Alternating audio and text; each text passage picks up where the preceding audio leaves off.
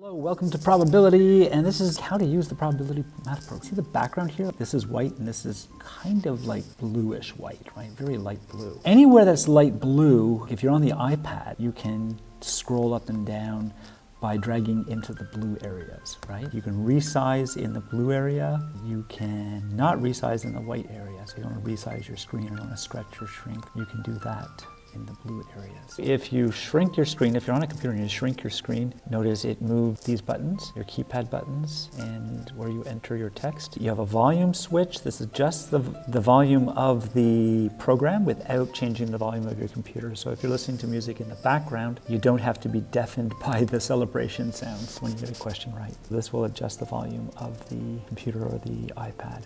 Use the keypad if you're on an iPad as opposed to the keyboard, because the keyboard is going to come up, it's going to cover a lot of the question. The keypad, but it has all the keys that you'll need to enter the stuff that you'll need to enter into the answers. Some of these things are interactive, like here you would type in your fractions, like 1 divided by 2, and then you can always just tab into the next one or you can click into the next one. On the first few levels, you have some interactive diagrams. This is interactive. If you click on the coin, it will flip. It's random, so you don't know whether you're going to get heads or tails.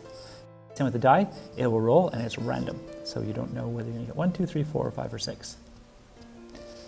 Same with the spinners. The spinners are randomized, so you click on the spinner, it will spin, and it will tell you whatever you rolled onto. It very carefully never lands on the border, so if there's any doubt, you can always just read it off, but it will never land very close to the border. You can enter into here the fractions. When you're making a fraction, like if you wanted to say 4 are pink out of 7, so 4 sevenths. That's how you would write 4 sevenths, 4/7.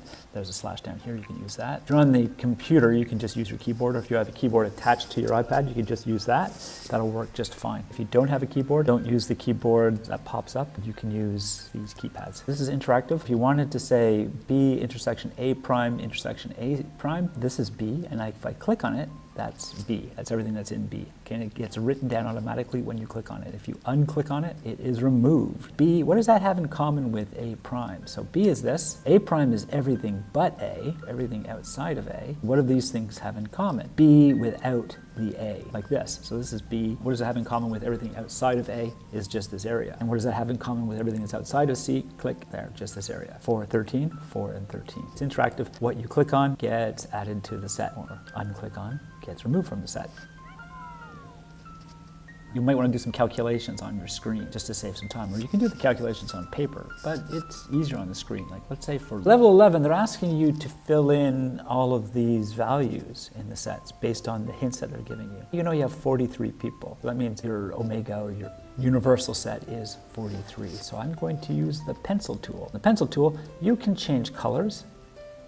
You can change the size of the pencil. Let's say I wanted to put 43 here. On the iPad, you're drawing with your pencil or you're drawing with your finger, and it's really easy. On the computer, it's a little bit more challenging. On the control key, right beside the function key on your computer, if I'm just moving the pen, nothing happens. If I hold down the control key and move the pen, it draws. On a trackpad, a lot of us have trackpads, it's really awkward to write. I hold down the key to write the 43. I'm holding it down to write this part of the 4, lifting it off to move the pen, holding it down to draw.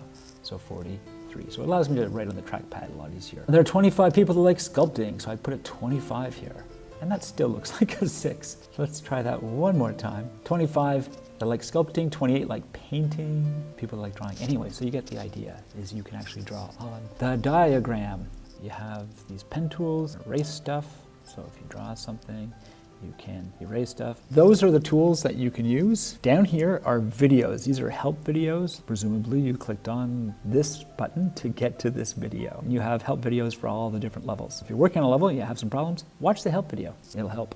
Will take you back to all the math programs, and this will take you to your levels. So what level you are working on. So if you want to change levels, you just click on that. It brings you to here, and you can see your results on all the different levels. That's about it for the probability math programs.